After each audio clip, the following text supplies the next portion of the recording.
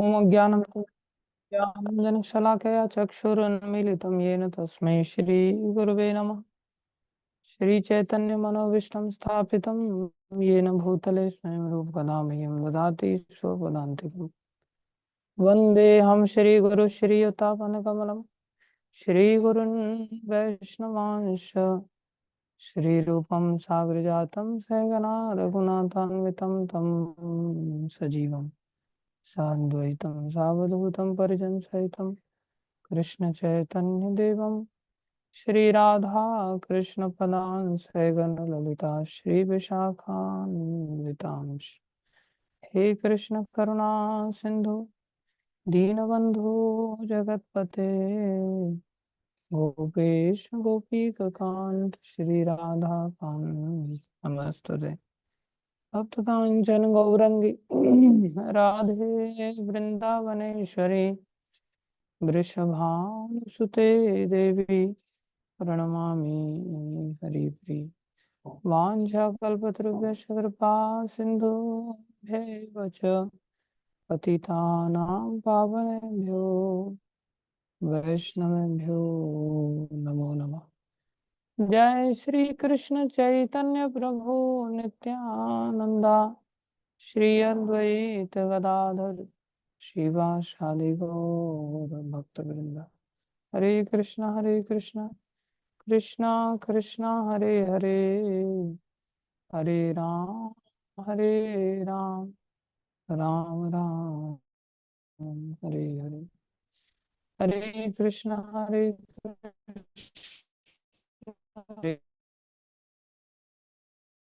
राम राम कृष्णा कृष्णा हरे हरे हरे राम राम हरे हरे। गुरुवे गौरचंद्राय राधिकाय तदालये कृष्णा कृष्ण भक्ताय तद्भक्ताय नमो नमः।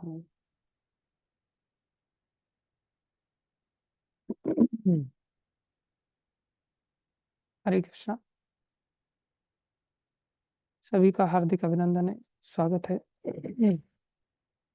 और आप सबको बहुत बहुत बधाइयाँ, क्योंकि आज परम पवित्र दिन भी है। भक्ति सिद्धांत सरस्वती ठाकुर तो यहाँ तक कहते हैं कि आज का ये जो दिन है, ये कृष्ण जन्माष्टमी से भी हम जीवों के लिए बढ़कर है।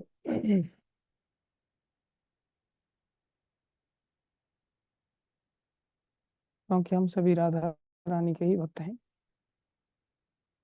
और कृष्ण की भक्ति तो हमें इसलिए करनी होती है क्योंकि राधा रानी कृष्ण को भजती हैं, कृष्ण की सेवा करती हैं। तो राधा रानी कृष्ण की सेवा करने के कारण उनसे अलग नहीं रहती, तो हम भी उनसे अलग कैसे रह सकते हैं। केवल माधव पूजे सो अज्ञानी, आतप रहित सूरज नहीं जानी। जो केवल माधव को पूजते हैं वो अज्ञानी हैं, क्योंकि उस सूर्य की क्या महिमा जिस सूर्य में ताप ही ना हो, जिस सूर्य में प्रकाश तो दिख रहा है लेकिन उसका टेम्परेचर कुछ नहीं है। तो बिना तापमान के सूर्य की क्या अहमियत रह जाती है। इसी प्रकार ताप कौन है, बोले वो राधा रानी है।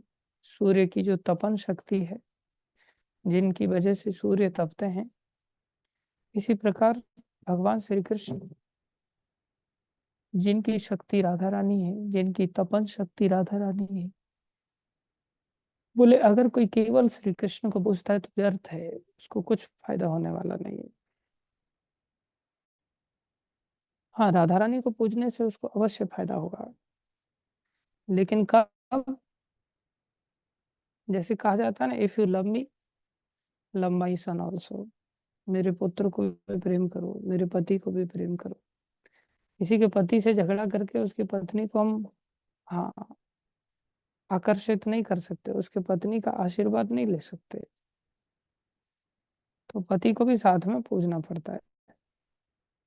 तो केवल राधा रानी का हम आश्रय ले सकते हैं, केवल कृष्ण का आश्रय तो बहुत बड़ी मूर्खता है, लेकिन केवल राधा रानी का आश्रय लिया जा सकता है।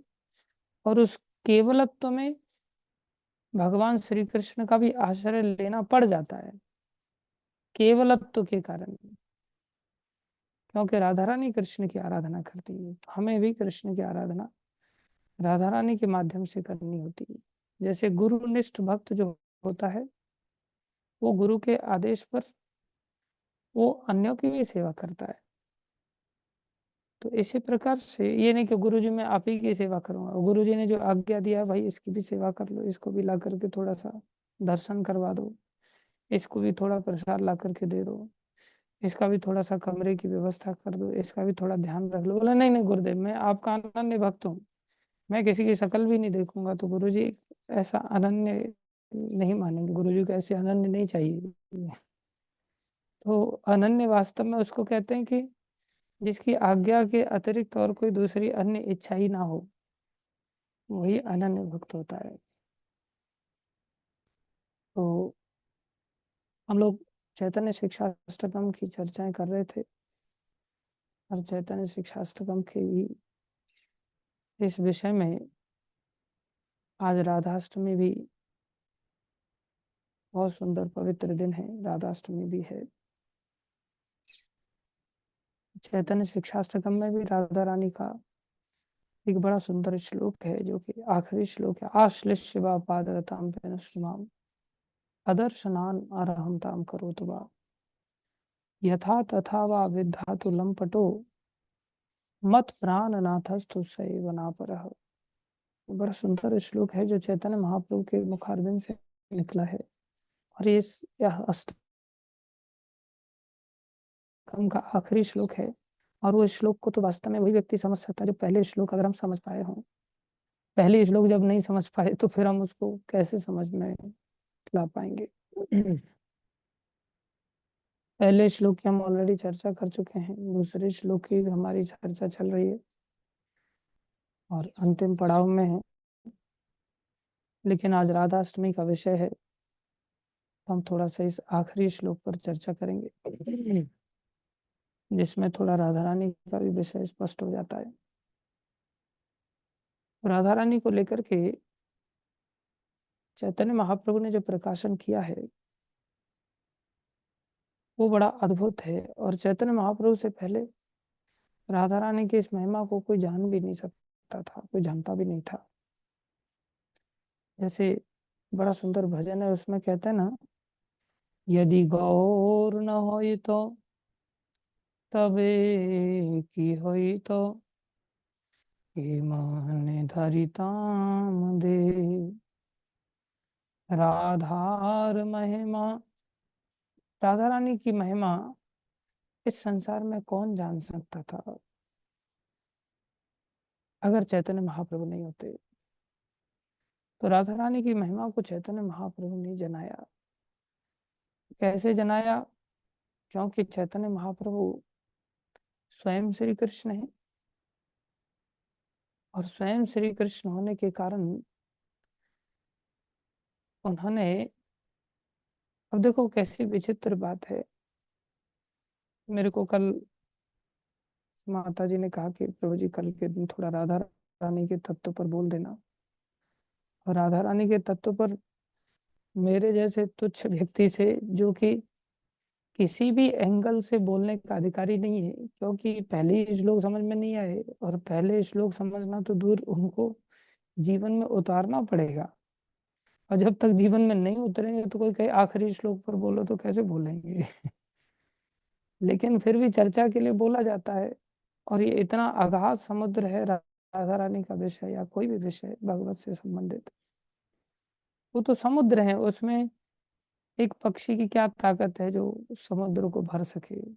और एक चींटी मक्खी मच्छर की और क्या ताकत है? वो पक्षी तो फिर भी थोड़ा बहुत चोंच में उतना पानी भर सकता है, चींटी क्या भरेगी, मच्छर क्या भरेगा। तो हमारी तो आइडियली कोई औकात है नहीं इस विषय पर बोलने की। हमारी ही नहीं, ऐसा भी नहीं कि बहुत अधिक हमें हतोत्साहित होने की आवश्यकता है, ब्रह्मा जी की भी औकात नहीं है। राधा रानी के विषय में बोलने की। हाँ, ब्रह्मा जी भी इस विषय को नहीं बोल सकते। ये विषय इतना गंभीर विषय है कि ब्रह्मा भी राधा रानी के तत्व को नहीं जानते। तो जब ब्रह्मा भी जो इस सृष्टि के पहले जीव हैं, तो इंद्र, चंद्र, वरुण आदि, और फिर भैया मोदी जी आदि, और फिर नीचे चलते चले जाओ, फिर योगी जी, और फिर मेरी तो क्या औकात है, मैं तो कोई औचित्य ही नहीं है। और ब्रह्मा ही नहीं, भगवान विष्णु भी नहीं जानते। और भगवान विष्णु ही नहीं, हाँ, भगवान कृष्ण ही केवल जानते हैं। राधा रानी के विषय को भगवान कृष्ण ही केवल जानते हैं। और वो भगवान कृष्ण भी केवल जानते ही हैं, बोल नहीं सकते। और जब भगवान कृष्ण भी नहीं बोल सकते तो फिर हम कैसे सोच सकते हैं। लेकिन फिर भी हम उनका आश्रय लें, इसलिए हमें अपनी सामर्थ्य के अनुसार कुछ चीजों को समझना चाहिए, जिनको समझने से हम भगवान कृष्ण की, राधा रानी की शरणागति ले सकते हैं। आचार्यों ने फिर भी बोला है, परंपरा ने फिर भी इन तत्वों को गाया है, भगवान के आशीर्वाद से, राधा रानी के आशीर्वाद से, और पूरी परंपरा के आशीर्वाद से, गुरुदेव के आशीर्वाद से हम भी जितना उन लोगों ने गाया है उन्हीं बातों को दोहराने की चेष्टा मात्र कर सकते हैं। तो महाप्रभु ने दोहराया है, क्योंकि महाप्रभु कृष्ण अवतार में तो जान नहीं पाए कि राधा रानी का प्रेम कैसा है, राधा रानी कैसी है, तो उनको चैतन्य अवतार लेना पड़ा। अभी रसगुल्ले में, देखो, संसार में तो हम ऐसा नहीं देखते, कोई व्यक्ति रसगुल्ला खाए तो रसगुल्ला बिल्कुल सामने रखा है, और खाने वाला उसको देख करके प्रसन्न होता है कि नहीं, कितना खुश होगा खाने वाला। लेकिन रसगुल्ले की हालत कैसी होगी, अरे मेरे को इसके मुंह में जाना पड़ रहा है, और ये सब पहने पहने इसके दांत हैं, तीक्ष्ण दांत हैं इसके, एक एक दांत, एक भी ऐसा नहीं कि उखड़ गए हों दो चार, एक एक दांत के नीचे चबाएगा, फिर दाढ़ के नीचे ले जाएगा, और मैं थोड़ा बहुत बीच में भी जाऊंगा तो पूरा जीभ से लपटा करके फिर दांत के नीचे लेकर के आएगा, और मेरे को नीचे भी नहीं आसानी से निगलने देगा। बेचारे रसगुल्ले की क्या दुर्गति हो जाती है। जैसे मछली कोई लोग खाते हैं, अन्य जीवों को खाते, तो जिस जीव को खाया जाता है उसकी, लेकिन चलो वो तो एक चेतना को हमारा थोड़ा दूषित कर देता है, अरे मछली की बात कर रहे हैं। रसगुल्ले का ही उदाहरण ठीक है, रसगुल्ले को खाया जाए तो खाने वाले को तो प्रसन्नता होगी, लेकिन क्या रसगुल्ले को प्रसन्नता होगी? रसगुल्ले को प्रसन्नता नहीं होगी, वो बेचारा सोचेगा मौत के मुंह में जा रहा हूँ सीधा। हाँ, एक्सेप्शनली कभी कभी प्रसन्नता होती है, जैसे ग्वाल वालों को अघासुर के मुंह में जाने में प्रसन्नता हो रही थी। अघासुर ने जो अजगर के रूप में आया था और उसने बहुत बड़ा मुंह फाड़, और ऊपर से उसमें से जीभ निकाल दी थी, तो नीचे का जो पोर्शन था वो भी पहाड़ की तरह था, और उसमें से जीभ निकाल दिया तो ऐसा लगा कि जैसे हाईवे बना दिया है ऊपर चढ़ने के लिए। बड़ी विशाल जीभ थी उसकी, और ऊपर का उसका मुंह का जो होठ था वो आकाश में था, दिखाई नहीं दे रहा था एक प्रकार से। बड़ा अद्भुत गुफा। तो उसमें वो लोग जा रहे थे बिंदास, उनको डर नहीं लग रहा था, उनको आनंद आ रहा था, कौतूहल हो रहा था, क्योंकि उनको पता ही नहीं था ये किसी का मुंह है एक्चुअली। और दूसरा, भगवान श्री कृष्ण के ऊपर निर्भर थे, तो उनको कहीं भी जाने से कोई चिंता भी नहीं होती।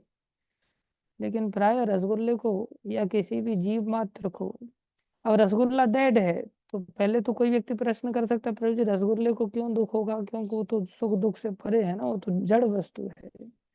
अरे इस संसार में जड़ वस्तु होता है रसगुल्ला, लेकिन आध्यात्मिक जगत में रसगुल्ला जड़ वस्तु नहीं होता। हम एक उदाहरण के रूप में समझने की चेष्टा कर रहे हैं कि बेचारे रसगुल्ले को कैसा लगेगा। और मान लो खाने वाला व्यक्ति प्रसन्न हो रहा है, उसका मुंह खिल जाता है एकदम से, हंसी आने लगती है उसको, आज रसगुल्ला मिल गया मेरे को। छोटी से छोटी चीज, खीर भी मिल जाए, रसगुल्ला तो दूर की बात है, खाली सेवैया की खीर भी मिल जाए जिसमें आटा होता है एक प्रकार से, थोड़ा सा दूध होता है, रसगुल्ले में तो दूध ही दूध होता है, उसमें केवल आटा होता है, दूध होता है, वो खीर भी कई बार मिल जाती है तो मुंह खिल जाता है, अच्छा आज खीर खाने को मिल रही है। तो रसगुल्ले की क्या हालत होगी जिसको मुंह में डाला जाए। तो व्यक्ति जिसके मुंह में डाला जा रहा है वो, उसका मुंह तो खिलता है, लेकिन वो बेचारा उदास हो जाता है। लेकिन एक रसगुल्ला ऐसा दिखाई दे रहा है जो खाने वाले से भी ज्यादा खिलखिला रहा है, और ये सोच करके खिल रहा है उसका मुंह, उसको इतनी प्रसन्नता हो रही, मान लो रसगुल्ला एकदम से इतना प्रसन्न हो गया कि उसका रोम रोम हंस रहा है, रसगुल्ले का एक एक रोम रोम में इतनी प्रसन्नता है कि अच्छा आप खा रहे हैं मेरे को, कितनी खुशी की बात है। और ये होता है, मान लो कोई व्यक्ति किसी से चिढ़ता हो, और चिढ़ने वाले व्यक्ति को बोल दिया जाए एक गिलास पानी लाना, चिढ़ने वाले व्यक्ति को बोल दिया जाए तुम एक गिलास पानी ला करके, उससे वो चिढ़ता है तो पानी लाएगा, बोले दूर दूर तक सपने में भी नहीं लाएगा, फिर भी अगर लेकर के आ जाए तो लेकर के आएगा तो उसके मुंह पे ही मारेगा सीधा गिलास फेंक करके, ये नहीं कि उसको पानी पिलाएगा, ऐसे पी लीजिए आप पानी, मेरे को पानी लाने के लिए कहा, तो मेरे को थोड़ी पता था बोले पिलाने के लिए, मैं सोचा नहलाने के लिए है, वो तो इस प्रकार का आचरण करेगा। तो लेकिन जिसके अंदर भाव होगा वो प्रसन्न हो जाएगा, उस व्यक्ति के प्रति यदि अभाव होगा या कुभाव होगा तो दुखी हो जाएगा, और उस व्यक्ति के प्रति यदि भाव होगा तो प्रसन्न हो जाएगा, अच्छा आपने मेरे को चुना इतने सारे लोगों में से, ये लीजिए पानी लीजिए। तो सेवा भी दुखपूर्ण हो जाती है और सेवा सुखपूर्ण भी होती है। तो रसगुल्ला अपनी जान गंवा रहा है, संसार में लोग सेवा करते हैं लेकिन जान गंवा के कोई सेवा नहीं कर सकता, लेकिन रसगुल्ले की जान जा रही है एक प्रकार से, फिर भी रसगुल्ला इतना प्रसन्न है, इतना प्रसन्न है कि खाने वाला आश्चर्य में पड़ रहा है कि मैं इतना खुश नहीं हूं जितना रसगुल्ला ज्यादा खुश है। तो भगवान श्री कृष्ण ने जब कृष्ण लीला में यहाँ पर जब लीलाएं की और उसमें राधा रानी को देखा कि राधा रानी मेरी सेवा करती हैं या मैं इनसे सुख लेता हूं, मैं इनसे आनंद प्राप्त करता हूं, तो मुझे आनंद की खुशी कम होती है, और इनकी शक्ल से मेरे को ऐसा लगता है कि ये ज्यादा खुश हो रही हैं, तो इनको मेरे से ऐसी कौन सी विचित्र खुशी मिलती है जो मेरे से भी ज्यादा इनको प्रसन्न कर देती है। मेरे लक्षण खुशी के इतने अच्छे नहीं है जितने इनके खुशी के लक्षण दिखाई दे रहे हैं। मेरी आंखें इतनी नहीं फटती खुशी के कारण जिनकी आंखें, जितनी इनकी आंखें प्रसन्न चित्त हो जाती हैं, जितनी इनकी आंखें फट जाती हैं। मेरी हंसी इतनी कानों तक नहीं जाती जितनी इनकी हंसी कानों तक चली जाती है। हाँ, बोले मेरे रोम रोम इतने नहीं खड़े होते प्रसन्नता में जितने इनके रोम रोम खड़े हो जाते हैं। मेरे आंखों से अश्रुपात नहीं होता जितना कि इनकी आंखों से अश्रुपात होता, खुशी के आंसू, ध्यान रखना, ऐसा नहीं कि आ, मेरे से ज्यादा ये रो रही हैं। अरे वर्ल्ड कप जब इंडिया ने जीता था तो इंडियंस भी रो रहे हैं और अफ्रीकन भी रो रहे हैं, साउथ अफ्रीका वाले भी रो रहे हैं, अब एक के दुख के आंसू हैं एक के सुख के आंसू हैं, ये ध्यान रखना पड़ेगा। तो बोले मैं इतना खुशी में नहीं रोता जितना ये खुशी में रोती है। तो ये राधा रानी का भाव जब भगवान कृष्ण ने देखा तो उन्होंने सोचा मेरे को भी ये चखना है, मेरे को भी स्वाद लेना है कि इनके वाली खुशी चाहिए। अब ये तो कॉमन सेंस है, कई बार क्या होता है ना, संसारी लोग वैष्णवों को देखते हैं, और जब वैष्णवों को देखते हैं तो देखते हैं अरे इनके पास गाड़ी घोड़ा नहीं है, इनके पास मकान दुकान नहीं है, इनके पास हमारी तरह 7 दिन में 7 तरह की रंग वाली ड्रेसेस नहीं है, इनके पास 7 ड्रेसेस के लिए 7 प्रकार की चप्पलें नहीं है, इनके पास गहने नहीं है सोने चांदी के, इनके पास कोई ऐसे अनुयायी नहीं है जो इनको इस प्रकार से मान सम्मान दें। ये बेचारे फक्कड़ बाबा हैं, बेड वगैरह भी नहीं है, नीचे चटाई बिछा करके सो जाते हैं, फिर भी कुछ नहीं है, मोबाइल नहीं है। अब आजकल के वैष्णवों की बात नहीं कर रहा हूँ, कोई कहे कि मैं, हाँ अपनी बात कर रहा हूँ, मेरे पास सब कुछ है। जब सब कुछ है तो वो वैष्णव नहीं है। खैर, कुछ वैष्णवों के पास सब कुछ होता है, वो भगवान की सेवा में लगाते हैं, अपने लिए कुछ नहीं रखते। और कुछ लोगों के पास सब कुछ होता है, वो अपनी सेवा में यूज करते हैं, जैसे मैं यूज करता हूँ। तो कुछ वैष्णव ऐसे होते हैं जो शुरुआत में वैराग्य से उनको आगे बढ़ना पड़ता है, तो वैराग्य से आगे बढ़ते हैं, तो ऐसे वैराग्य दिखाई देते हैं। लेकिन फिर भी संसारी लोगों को ऐसा लगता है कि इनका जो शकल सूरत है ना, उसको देख करके ये लोग बड़े बड़े आनंद में हैं। तो उस आनंद को देख करके लोग आकर्षित हो जाते हैं, उनकी शक्ल सूरत को देख करके आकर्षित हो जाते हैं, और फिर सोचते हैं आप ऐसे खुश कैसे रह पाते हैं। मेरे को भी कुछ ऐसा खुशी का राज बताओ, हम भी ऐसे खुश रहना चाहते हैं। मैं देहरादून में था, शुरुआत में थोड़ा सा वैरागी जीवन का नाटक कर रहा था। तो मैं वहां पर नई नई सेवा महाराज ने उस समय लगाई थी, तो मैं बुक डिस्ट्रीब्यूशन के लिए जाता था। तो हम पलटन बाजार में खड़ा था मैं, तो एक व्यक्ति दौड़ दौड़ करके आया मेरी तरफ। अब दूसरा भी कारण था बुक डिस्ट्रीब्यूशन का, क्योंकि जैसे ही हमने वहाँ देहरादून में गए 4-5 भक्तों के साथ, तो एक प्रभु जी ने आकर के पूछा, प्रभु जी कोई भी चीज की अगर आपको आवश्यकता हो तो बता देना।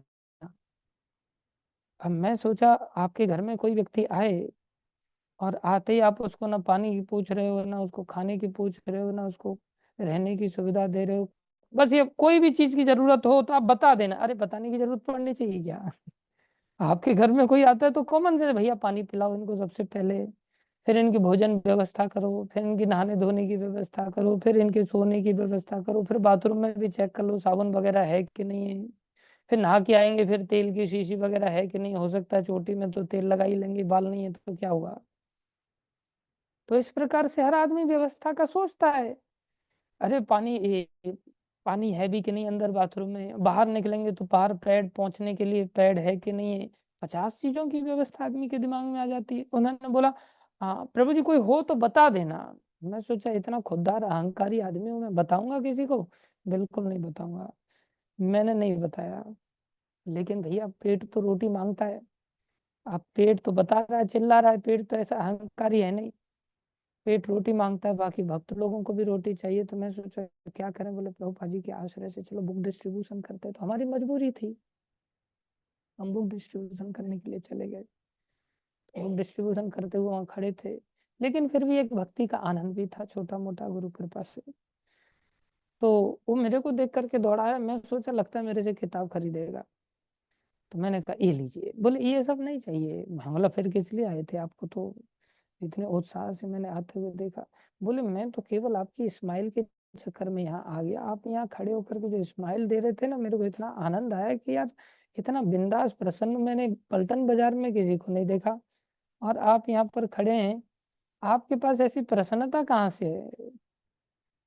मैं बोला भैया ये तो ढोंग वाली स्माइल है, भक्ति के अंदर नाटक वाली स्माइल है। असली वाली स्माइल तो भक्त लोगों के जीवन में होती है, जैसे हमारे गुरु महाराज की स्माइल है। क्या सुंदर स्माइल है, एकदम छोटे बच्चे की स्माइल को भी पीछे छोड़ देते हैं। इतनी सुंदर स्माइल महाराज की। कभी स्माइल वाले फोटो देखो, आप नजर नहीं हटा सकते। प्रभुपाद जी की स्माइल देखो, पूरे सारे दांत दिखाते हैं, लेकिन सारे दांत दिखाने पर भी इतना आनंद आता है। कोई कोई व्यक्ति के बहुत बड़े बड़े दांत होते हैं, बड़ा मुंह होता है, और वो जब मुंह फाड़ता है, बोले बंद कर मुंह, सारे दांत दिखा रहा है, अच्छा नहीं लगता। लेकिन प्रभुपाद जी की इतनी विशाल स्माइल होते हुए भी प्रभुपाद जी की स्माइल बड़ी इनोसेंट है और बड़ी आकर्षक है। भक्तों के अंदर ऐसा हो ही जाता है। तो मैं कह रहा था कि भक्तों को लोग खुशी देख करके दौड़े चले आते हैं। मतलब जब ढोंगी भक्त की बात की, मैंने अपना उदाहरण दिया, तो सच्चे भक्तों की बात किया जाए तो फिर क्या कहा जाए। तो लोग भक्तों की ओर आकर्षित हो जाते हैं। इसी तरह से भगवान श्री कृष्ण राधा रानी की ओर आकर्षित हो गए कि राधा रानी की खुशी ऐसी विशेष, क्या बोले ये मेरे को चाहिए बस। तो कृष्ण जब ये चाहते हैं कि ये मेरे को चाहिए, तो ये कृष्ण के भी बस की बात नहीं है उस खुशी को कृष्ण रूप में हैंडल कर पाना। तो उन्होंने क्या किया, चैतन्य रूप लिया, और चैतन्य रूप में उन्होंने राधा रानी का अंग कांति ग्रहण किया, अर्थात काले से वो गोरे बने। और गोरे में भी कैसे गोरे बने, तपे हुए सोने के जैसे गोरे बने, जैसा राधा रानी का स्वरूप है। और उस राधा रानी के स्वरूप के साथ उन्होंने राधा रानी का भाव भी ग्रहण किया। लेकिन राधा रानी महाभाव स्वरूपा हैं और कृष्ण रस राज हैं। कृष्ण रस के राजा हैं, कृष्ण रस के समुद्र हैं, रस के आगार हैं।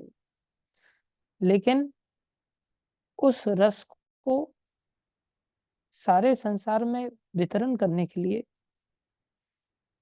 अब अकेला रस का समुद्र है, अब जैसे समुद्र में दुनिया भर का पानी भरा हुआ है और है वो पानी खारी। अब खारी पानी मुंह में भी नहीं दिया जाता, मुंह में कोई देता एकदम से उसको उलट देता है, अरे यार ये कैसा खारी पानी, तो किसी को अच्छा नहीं लगता। लेकिन वही पानी जब पीने योग्य हो जाता है तो सब उस पीने के योग्य पानी का सम्मान करते हैं, उसकी कीमत बढ़ जाती है। तो कृष्ण बेशक समुद्र हैं और खारी भी नहीं है, अत्यधिक मीठे हैं, लेकिन पब्लिक के लिए अवेलेबल नहीं है। तो ऐसे समुद्र का क्या काम जो एक जगह रह रहे हैं और उनको कोई यूज ही नहीं कर पा रहा है। बोले सारे संसार के लिए उपयुक्त बनाने के लिए, उस समुद्र को उपयोगी बनाने के लिए जो तत्व है वो है राधा रानी। वो राधा रानी, हालांकि प्रभुपा जी जब भी प्रवचन देते हैं राधा अष्टमी आदि के समय में, तो आप देखेंगे प्रभुपा जी दैवी हेशाम गुणमयी मम माया दुरतया मामेव प्रपद्यन्ते मायाम एतम तरन्ते थे। वो कहते राधा रानी और कुछ नहीं है, दुर्गा माता ही है या महामाया है। तो लेकिन वो दंडित करती हैं जीव को, कष्ट देती हैं। तो प्रभुपा जी दुर्गा माता से उनकी तुलना करते हैं। तो वो भी एक राधा रानी का स्वरूप है। वो कैसा स्वरूप है, बोले वो कृष्ण से दूर रखती हैं जीवों। और ये एक स्वरूप है जो कृष्ण से जीवों को मिलाती हैं। कैसे मिलाती हैं, बोले राधा रानी भाव स्वरूपा हैं। भाव मतलब हृदय में भगवान के प्रति उनका इतना भाव है, इतना भाव है कि उनसे बढ़कर और कोई किसी का भाव ही नहीं। और भाव से भी बढ़कर एक भाव कहने के लिए है, जबकि भाव से ऊपर प्रेम होता है और उस प्रेम से भी ऊपर महाभाव होता है। तो राधा रानी तो महाभाव स्वरूपा हैं। लेकिन हमें भावी समझ में आ जाए बहुत बड़ी बात है। दूसरे रूप में भाव को ही भक्ति कहते हैं। अब जिसका जिसमें भाव होगा, भाव को समझो, इसका बड़ा भाव है तो भाव है तो सामने वाला सेवा करेगा या गोली मारेगा। जिसका भाव है तो सेवा करेगा ना उस व्यक्ति की। अभाव वाला व्यक्ति, कुभाव वाला व्यक्ति सामने वाले से चिढ़ेगा। तो राधा रानी कैसी है, बोले महाभाव स्वरूपाएं हैं, अर्थात प्रेम तो बहुत नीचे रह गया। राधा रानी का महाभाव है भगवान श्री कृष्ण के प्रति। तो कृष्ण रस को राधा रानी रखती हैं, क्योंकि वो महाभाव संसार में और किसी के अंदर नहीं है। चैतन्य महाप्रभु ने शरीर धारण किया, कृष्ण रूप, भगवान ने चैतन्य रूप धारण किया और राधा रानी का भाव भी लिया और राधा रानी का अंग कांति भी लिया, लेकिन अंततः मूलतः अंदर से तो कृष्ण ही है ना। लेकिन कृष्ण होने के कारण राधा रानी के उन भावों को झेल नहीं पाए। जब कृष्ण प्रेम उनके हृदय में जागृत होता था, तो कृष्ण प्रेम जागृत होने के कारण उनके हड्डियां के जॉइंट्स थे ये खुल करके अलग हो जाते थे। शरीर उनका सहन ही नहीं कर सकता था। जबकि अंग कांति बदल गई, सब कुछ बोले, इतना अद्भुत ये महाभाव के कृष्ण नहीं झेल सकते। जैसे हमने बताया ना, कृष्ण ने समझ तो लिया चैतन्य अवतार में, लेकिन उस समझ को सहन करना, अच्छा इतनी खुशी है, इतनी खुशी में उनका शरीर सहन नहीं कर सकता था। इतनी खुशी में शरीर के टुकड़े-टुकड़े हो जाते थे एक प्रकार से और फिर से वो जुड़ जाते थे। ऐसा मत समझना कि टुकड़े हो गए तो अब तो कितने दिन तक उनको प्लास्टिक सर्जरी होती होगी या कितने दिन तक हाँ, प्लास्टर चढ़ाया जाता होगा उनको हड्डियों को जुड़वाने के लिए, ऐसा नहीं। भाव समुद्र में महाप्रभु इतने बह जाते कि उनको शरीर की सुध-बुध रहना, मूर्छित होना ये प्राय हो जाता। राधा रानी का भाव इतना सर्वश्रेष्ठ है, इतना ऊँचा है। तो कृष्ण रस स्वरूप है और राधा रानी भाव स्वरूपा है, महाभाव स्वरूपा है, सेवा की पराकाष्ठा है। दूसरे रूप में भगवान के सेवकों में सबसे बड़े सेवक हैं। ये ध्यान रखना होगा। चैतन्य चरितामृत में कृष्णदास कविराज गोस्वामी ने इस रहस्य को प्रकाशित किया राधा रानी के लिए। क्या कहते हैं वो? राधार स्वरूप कृष्ण प्रेम कल्पलता, सखी गण होय तार पल्लव पुष्प पाता। बोले राधार स्वरूप कृष्ण प्रेम कल्पलता। राधा रानी क्या है? बोले कृष्ण प्रेम की जो वृक्ष, कल्प माने जो वृक्ष है उसकी लता है। अभी जिस वृक्ष पर लता चढ़ा दी जाती है तो उस वृक्ष की शोभा कितनी बढ़ जाती है।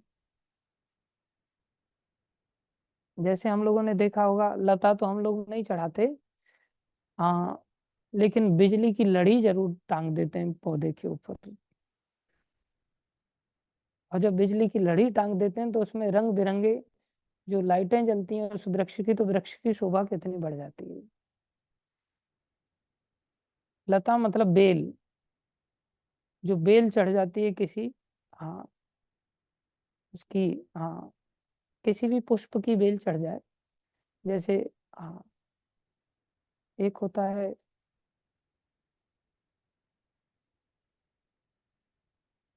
कृष्ण नाम का ही फूल होता है एक, जो बड़ा सुंदर होता है, उसकी भी लता चलती है आगे। ऐसे बहुत सारी, हाँ, लताएं होती हैं, बेल होती हैं, जिन पर बड़े सुंदर सुंदर पुष्प लगते हैं। एक तो वृक्ष बहुत सुंदर हो, अद्भुत हो, कृष्ण जैसा वृक्ष हो और उस पर राधा रानी की लता चढ़ जाए तो कितना अद्भुत होगा। तो राधा रानी लता को तो सहारा लगता है। तो राधा रानी किसका सहारा लेती हैं? बोले राधा रानी कृष्ण का सहारा लेती। लेकिन बाकी लोग कौन है फिर? बोले सखी गण होए तार पल्लव पुष्प पाता। जो टहनियां हैं उस लता की, जो फूल हैं उस लता के, जो पत्ते हैं उस लता के, जो पुष्प आदि फल आदि हैं वो सब सखीगण आदि हैं। जो बाकी भक्त लोग हैं वो सब वो लता के पुष्प आदि हैं। अब फूल टहनी पत्ते ये सब किसके सहारे चलते हैं? बोले ये सब उस बेल की सहारा लेकर के रहते हैं। तो कृष्ण के सहारे राधा रानी, राधा रानी के सहारे टहनियां, टहनियों के सहारे पत्ते और फिर उनके सहारे फूल आदि फल आदि। ये प्रोसेस है। कोई सोचे हम सीधा कृष्ण का सहारा लेने के लिए पहुंच जाएंगे, तो भैया गोपियां भी सीधा कृष्ण का सहारा नहीं लेते, तो हम कृष्ण का सहारा कैसे ले सकते? हम कृष्ण का सहारा नहीं ले सकते। हम जो कुछ भी सहारा ले सकते हैं, हम केवल राधा रानी के सहारे ही आगे बढ़ सकते हैं। तो कृष्ण बोले उस वृक्ष की तरह हैं, राधा रानी लता की तरह हैं, पुष्प आदि सब वो उन गोपियों की तरह हैं जो कि भगवान को अंततः प्रसन्न करते हैं, भगवान की सेवा करते हैं। और उस लता को, उस वृक्ष को, उन पुष्पों को, उन पत्तियों को, उन टहनियों को, इन सबको हरा भरा कौन बनाता है? बोले पानी दिया जाता है वृक्ष के अंदर, लता के अंदर भी पानी दिया जाता है, तो सब कुछ तो पानी से ही पोषित होते हैं। बोले वो सब पानी कौन सा लगता है उनको? बोले उनको कृष्ण लीला रूपी पानी लगता है। जब कृष्ण लीला की बरसात होती है तो उस बरसात से कृष्ण भी पुष्पित हो जाते हैं, राधा रानी भी पल्लवित हो जाती हैं और सब गोपियां भी, सब जितने भी ग्वाल वाले हैं, सब कुछ प्रसन्न हो जाते हैं। केवल एक ही जल है, वो है कृष्ण की वर्षा। ये हमें ध्यान रखना होगा कि कृष्ण लीला कितनी विशेष है, कृष्ण कथा कितनी विशेष है। अगर कृष्ण लीला और सारी गोपियां, जैसा कि गोपी गीत में भी उन्होंने गाया, तब कथामृतम तप्त जीवनम, आपका जो कथा है ये तपे हुए हृदय के लिए जीवन है, प्राण है। केवल कथाओं से ही वो अपने आप को आनंदित कर लेते हैं, उनको विरह नहीं सताता फिर उन कथाओं के माध्यम से। ये तीन चीजें हैं, कृष्ण, राधा रानी, और राधा रानी के अनुगत्य में फिर सारे भक्त लोग, वैष्णव लोग, जिनका सहारा राधा रानी नहीं पाती, बल्कि राधा रानी उनका सहारा बनती हैं। और कैसे बनती हैं देखो, कृष्ण अपने आप को लता से पूरी तरह से छुपा लेते हैं। कई बार आपने देखा होगा, लता ऐसा वृक्ष पर चढ़ जाती है कि फिर वृक्ष दिखता ही नहीं, और फिर वृक्ष ढक जाता है। तो कृष्ण राधा रानी से इतने समर्पित हो जाते हैं कि राधा रानी से पूरी तरह से ढक जाते हैं और राधा रानी की कंट्रोल में आ जाते हैं, और इतने वश में आ जाते हैं, इतने वश में आ जाते हैं। आपने देखा होगा, अगर लता को आप, कई बार वृक्ष जब सूख जाता है तो वृक्ष के ऊपर से लता को हटा दो, तो वो लता से वृक्ष इतना जकड़ जाता है, इतना जकड़ जाता है कि वो फिर बेचारा मोटा ही नहीं हो पाता। और जब सूखने के बाद हटाओगे तो उसमें ऐसे ऐसे ऐसे बलैयां पड़ती हुई दिखाई देंगी आपको कि काश ही अगर लता नहीं होती तो वृक्ष बेचारा थोड़ा खुल पाता। तो आचार्य लोग यहाँ पर एक स्त्री का उदाहरण देते हैं कि स्त्री पुरुष को ऐसे ही लपेट लेती है और बेचारे को फिर फलने फूलने नहीं देती। ये ये एक लक्षण है संसार का, जिसमें दिन को डागिनी रात को बागनी, इस प्रकार से प्रभुपाद जी वर्णन करते हैं।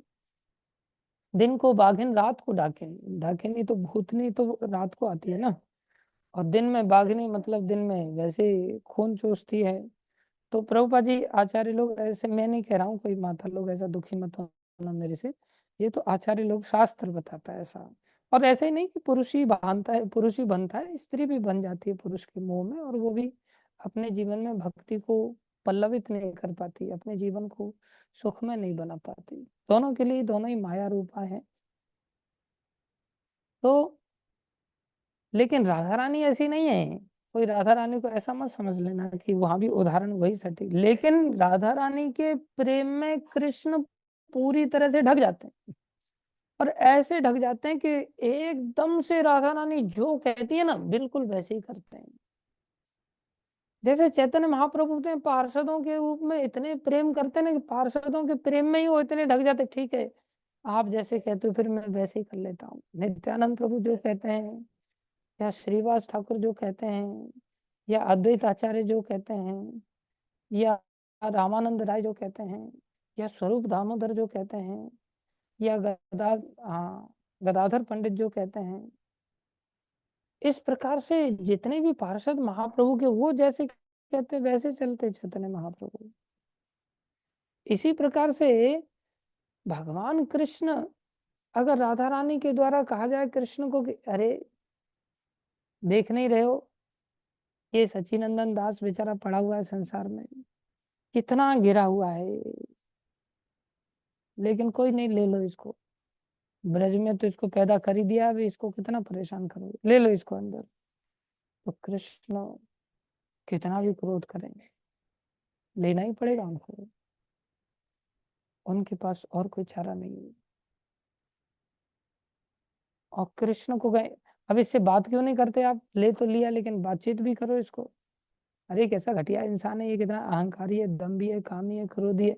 तो भी राधा रानी कहेंगी कौन नहीं है दुनिया में, सब तो ऐसे ही हैं, और हमारे कोई 10-20 लड़के तो है नहीं, ये एक ही बच्चा है बेचारा।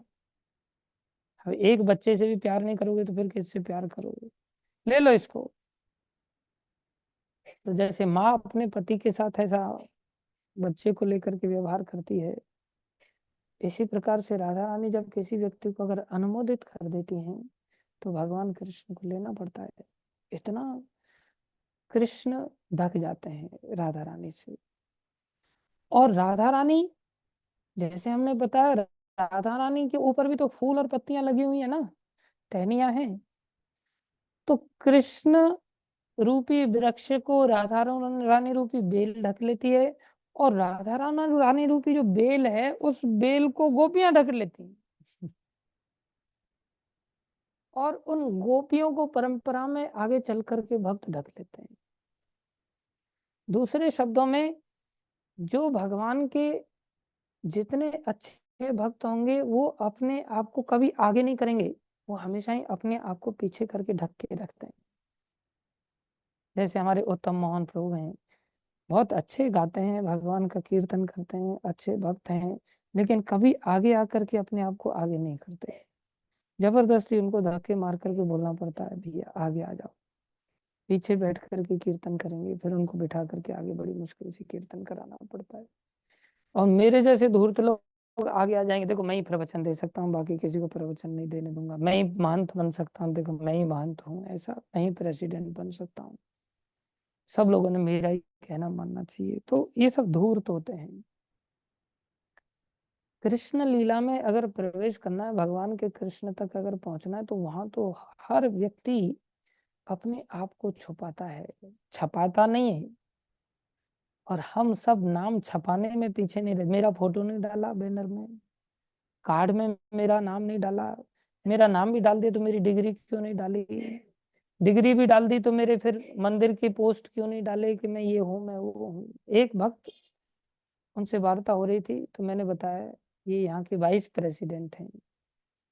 तो वो सुना, तो फिर मैंने उनका इंट्रोडक्शन इतना ही किया, तो इतने में वो वाइस प्रेसिडेंट ही नहीं नहीं, मैंने कहा उनके बारे में कि यहाँ के गौशाला का ध्यान रखते हैं, गौशाला अध्यक्ष हैं। तो इतनी देर नहीं, मैं वाइस प्रेसिडेंट भी हूँ, वो बता रहे हैं उसको खुद से ही, मैं वाइस प्रेसिडेंट भी हूँ। मतलब अंदर से कितनी ललक है पोस्ट पोजीशन आदि ये सब चीजें पाने की। लेकिन भैया चैतन्य चरितामृत हाँ, इस प्रेम के रहस्य को उद्घाटित करता है, राधा रानी के तत्व को उद्घाटित करता है। चैतन्य महाप्रभु स्वयं अपने बारे में इस प्रकार से उद्घाटित करते हैं, क्योंकि वो राधा रानी के भाव को लेकर के आए। और कैसा भाव है राधा रानी का, जैसे गीता में हम देखते हैं ना, तो गीता में भगवान क्या कहते हैं, हम ये शरीर नहीं है, हम क्या हैं, बोले हम जीवात्मा हैं। सबसे पहले भगवान यहाँ से शुरुआत करते हैं। और बोले थोड़े बहुत शरीर भी हैं, शरीर के अंदर तो है ही। अच्छा शरीर के अंदर है तो बोले आप लोगों के लिए 4 प्रकार के वर्ण दिए हैं, 4 प्रकार के आश्रम दिए हैं, इस शरीर से धीरे धीरे ऊपर उठने के लिए और आत्मा के स्तर पर आने के लिए। और आप आत्मा हो, आत्मा का काम है भगवान की सेवा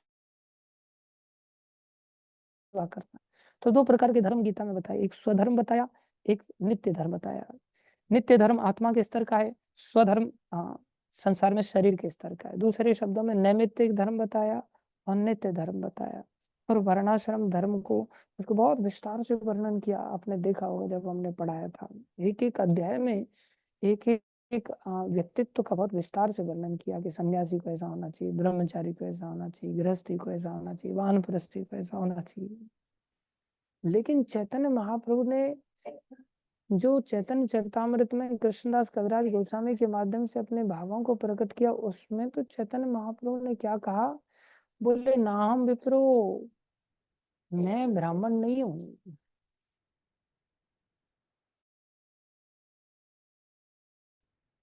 ना हम विप्रो, और क्या कह रहे हैं, न च नरपति, मैं कोई राजा भी नहीं हूँ, दूसरे रूप में क्षत्रिय। तो बोले आप नरपति राजा नहीं है तो फिर आप क्या है, वैश्य हैं?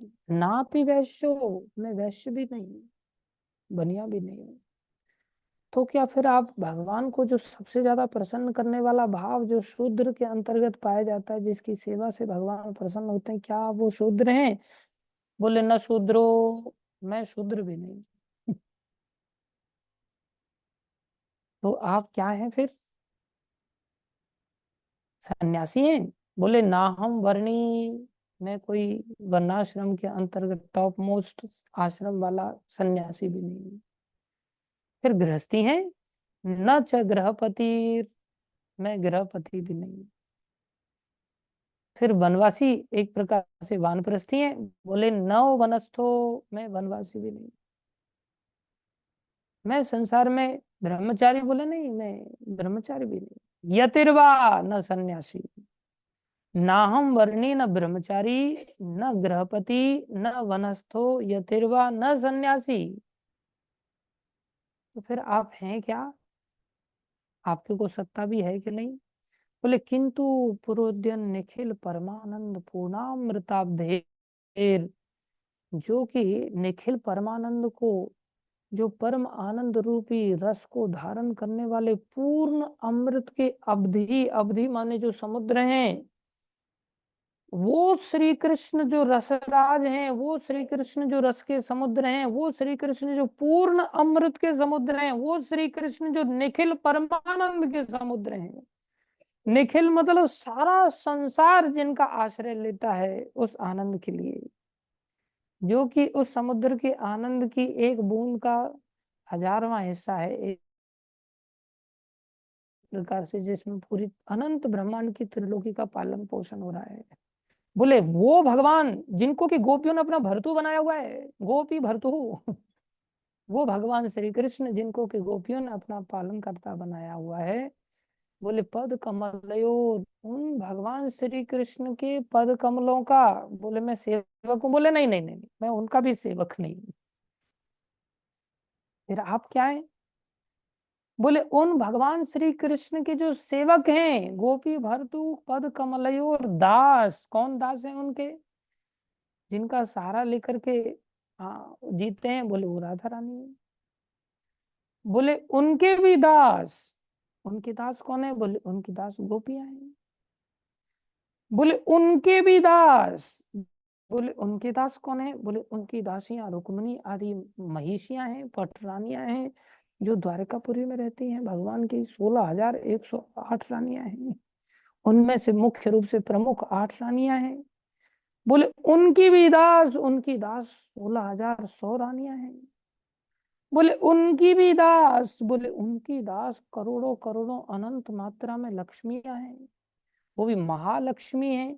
उनकी भी दास, बोले महालक्ष्मी के अंतर्गत नॉर्मल लक्ष्मियां हैं।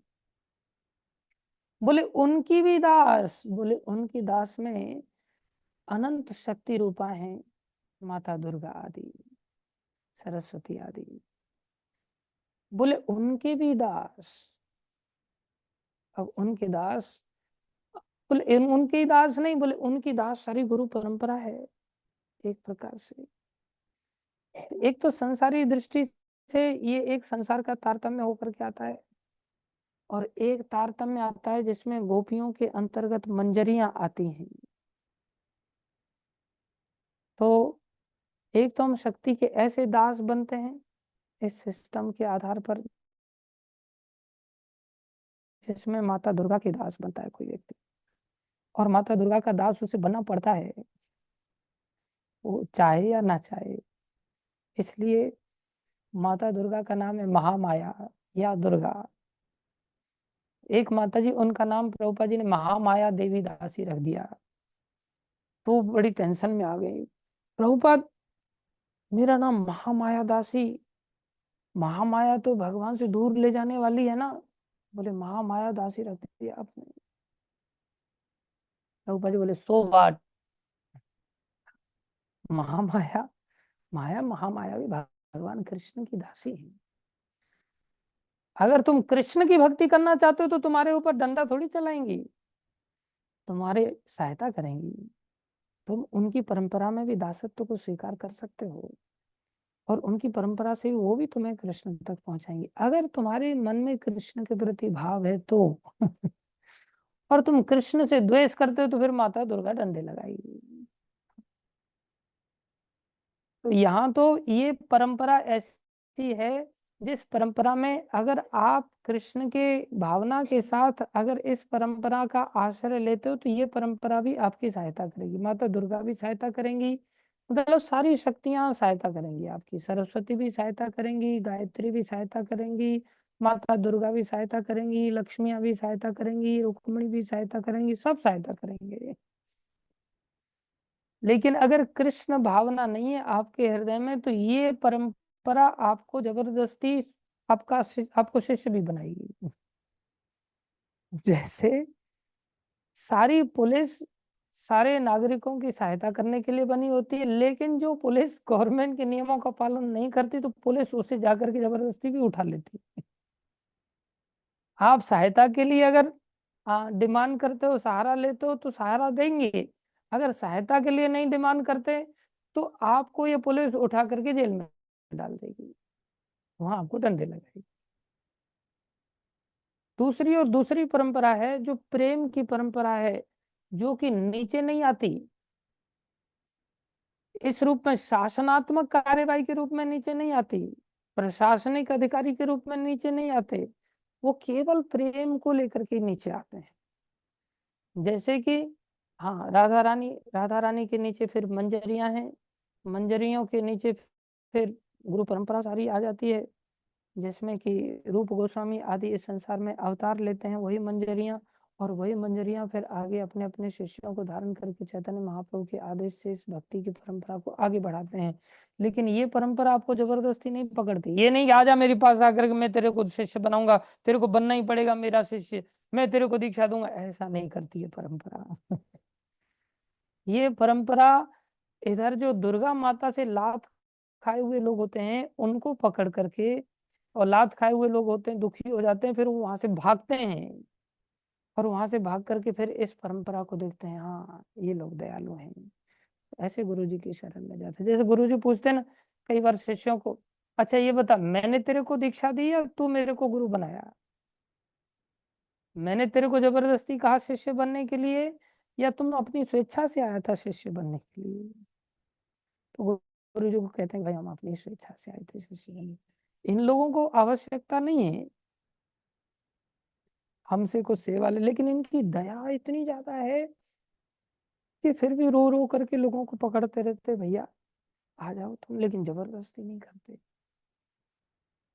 तो एक ये वाली परंपरा है, ये परंपरा उसी व्यक्ति को झाड़ लगा सकती है, उसी व्यक्ति को डंडा लगाती है जब कुछ गड़बड़ करता है, जब व्यक्ति ने अपनी ओर से खुद से समर्पण किया हो।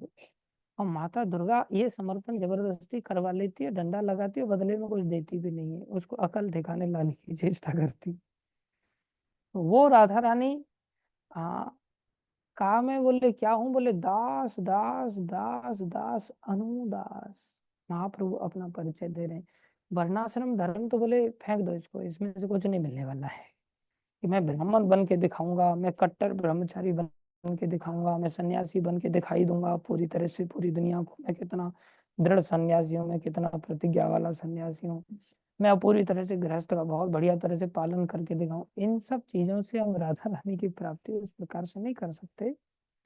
महाप्रभु के इस आंदोलन में ही हम राधा रानी का कृपा पात्र बन सकते हैं, और कृपा पात्र बन करके हम राधा रानी का आश्रय लेकर के उस रस को पा सकते हैं जिस रस को राधा रानी पाती।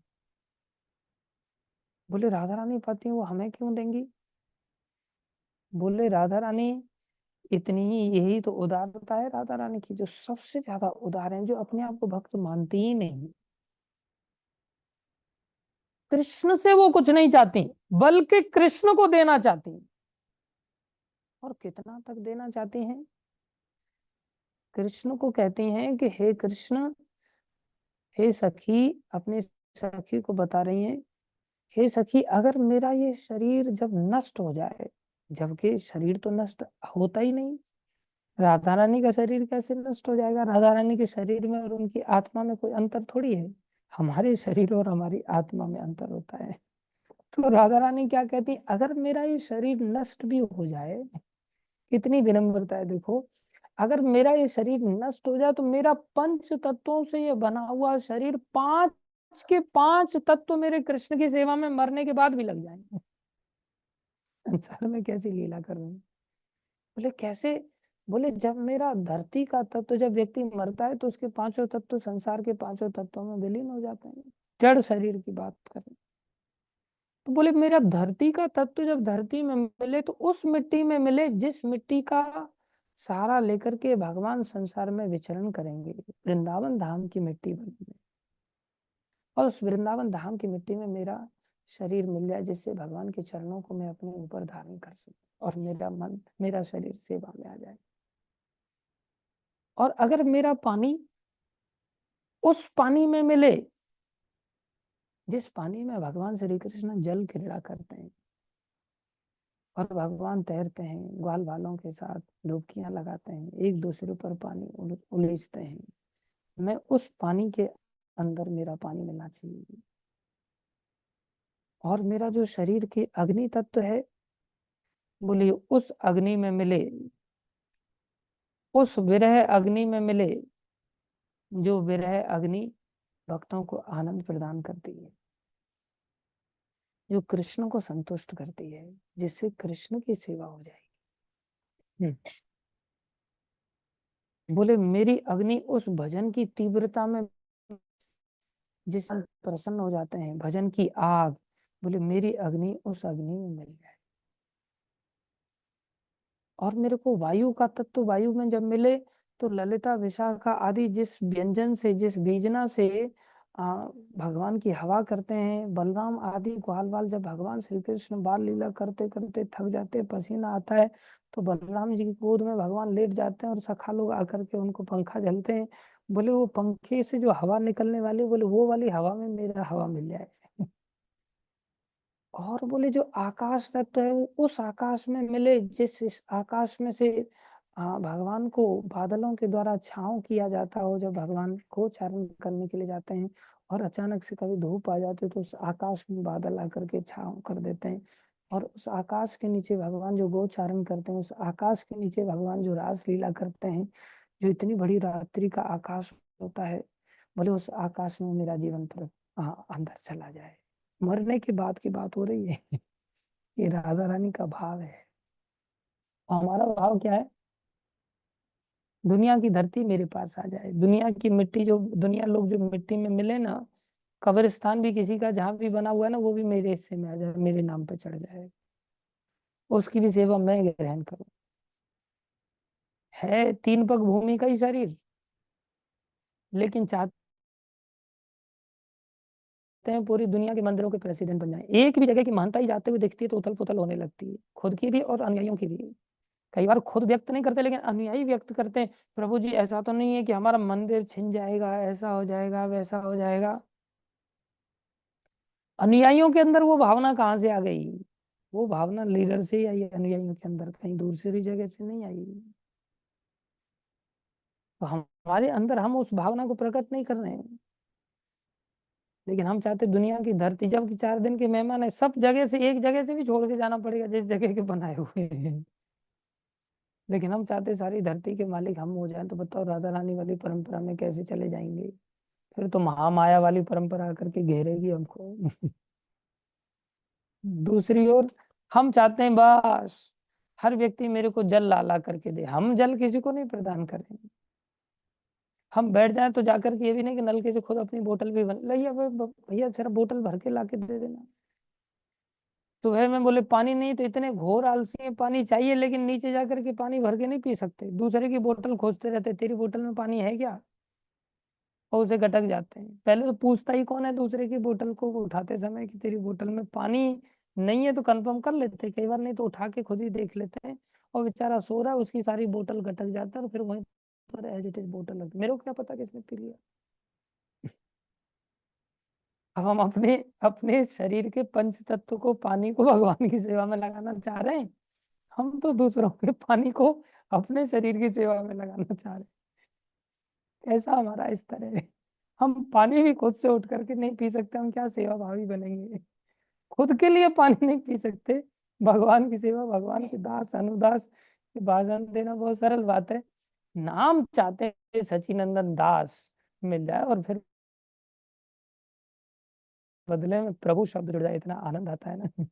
लोग प्रभु कहेंगे और फिर प्रभु जी कहेंगे तो फिर तो क्या कहने। हम चाहेंगे हमारा अग्नि तत्व दूसरों को, हम तो खुद ही आग बन करके दूसरों को जलाना चाहते हैं, सेवा करना चाहते हैं। कोई नहीं चाहता। हम चाहते हैं मेरे पास सूर्य जैसी अग्नि आ जाए तो सबको, जितने भी शत्रु है ना, सबको जला के राख कर दें। हर व्यक्ति चाहता है मेरे पास पिस्टल का भाई, उसमें से गोली की आग निकलेगी, दूसरे को भून दूंगा मैं। हम ऐसी अग्नि चाहते हैं, दूसरों के घरों में आग लगाना चाहते हैं, अंदर से खुद क्रोध अग्नि आदि से जलते रहते हैं। हम अग्नि तत्व से भगवान की सेवा नहीं चाहते, वायु तत्व भगवान की सेवा में नहीं लगाना चाहते, दूसरे की सांस बंद कर देना चाहते हैं, अपनी सांस जारी रखना चाहते हैं। और संसार में प्राय ऐसे ही लोग हैं। एक देश, उसने अभी आदेश दिया कि भाई बहुत सूखा पड़ गया है, तो हाथी आदि, गैंडे आदि, इन सब जानवरों को बोले मार करके, 700 1000 विशाल विशाल जानवरों को बोले मार करके खा सकते हैं लोग। कैसी विचित्र बात है, दूसरे जीवों के ऊपर हम अपना जीवन कैसे जी सकते हैं। सभी जीव भगवान कृष्ण के अंश हैं, लेकिन हम अपनी सांस चलाने के लिए दूसरे की सांस बंद करने में पीछे नहीं रहते। हमारी स्थिति ऐसी नहीं है, इसलिए हम राधा रानी के उस भाव को नहीं समझ सकते। राधा रानी के भाव को परंपरा समझा देती है, लेकिन एकदम से नहीं, धीरे धीरे। इसलिए हमें परंपरा का आश्रय लेना चाहिए और आश्रय लेकर के उस राधा रानी के तत्व को समझना चाहिए, जो कि इतनी महान है। उनकी महानता का कोई वर्णन नहीं कर सकता, लेकिन साधक पक्ष के रूप से हमने थोड़ा सा बोलने का प्रयास किया गुरु वैष्णव की दया से। हम सभी ध्यान रखें, कहीं ना कहीं तो हमें शिष्यत्व धारण करना पड़ेगा, कहीं ना कहीं तो किसी न किसी की सेवा करनी पड़ेगी। या तो माया की सेवा करें, या परंपरा के माध्यम से हम राधा रानी तक पहुंचे। अगर हम अपने ही प्रकाश को सबके सामने छाना चाहते हैं, सोचते हैं मेरा ही व्यूज इतने बढ़ जाएं यूट्यूब में कि लाखों में मिलियंस व्यू आए, और ऐसा अगर हम अपने आप को छपाना चाहते हैं, तो समझ लो हम राधा रानी की परंपरा वाले भक्त नहीं है। और अगर हम अपने आप को छुपा करके चलते हैं, तो समझ लो हम राधा रानी की परंपरा के भक्त हैं। हमारे समस्त आचार्यों ने ऐसा ही कार्य किया। धन्यवाद सभी का धैर्य पूर्वक श्रवण करने के लिए। बोलो राधा रानी की जय, बोलो राधा अष्टमी महामहोत्सव की जय, जगत गुरु शिल प्रभुपाद की जय, चैतन्य महाप्रभु की जय, चैतन्य शिक्षाष्टकम की जय, प्रभुपाद की जय, श्री गुरु महाराज की जय, अनंत कोटि वैष्णव वृंद की जय, आप सब भक्तों की जय। हरे कृष्ण।